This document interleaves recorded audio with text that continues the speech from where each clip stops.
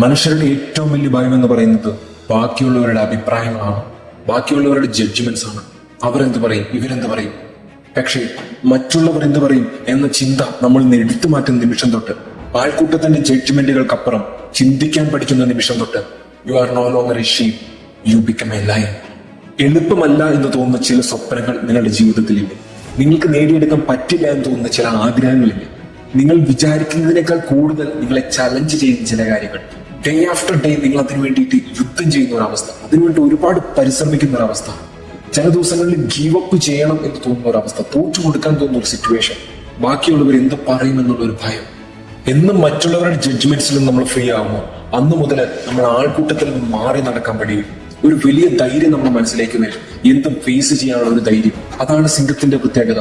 10 പുള്ളിപ്പുലികൾ തന്നെ ആക്രമിക്കാൻ ചുറ്റി നിന്നാലും അതവളെ നെഞ്ചും വിരിച്ച് ഉയർന്നു നിൽക്കും.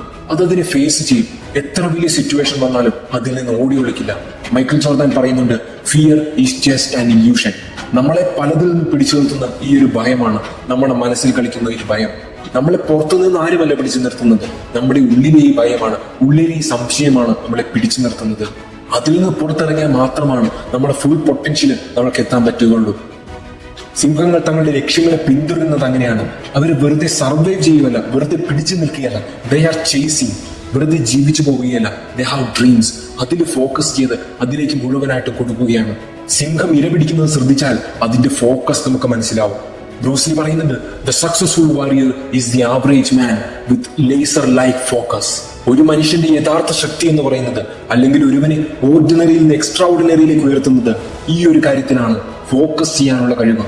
ലക്ഷ്യങ്ങളെ മുമ്പിൽ കാണുക, ആ ലക്ഷ്യങ്ങളിൽ കണ്ണുറപ്പിച്ച് മുമ്പോട്ട് പോവുക.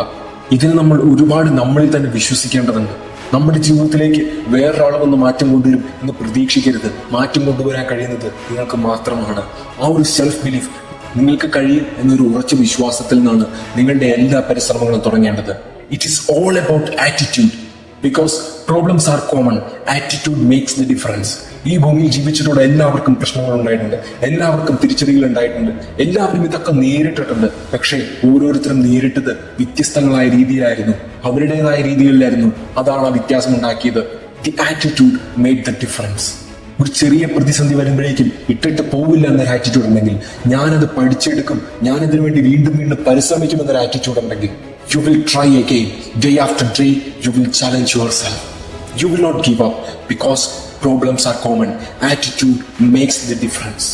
ജിം റോൺ പറയുന്ന ഒരു കാര്യമുണ്ട്, don't wish it was easier, wish you were better.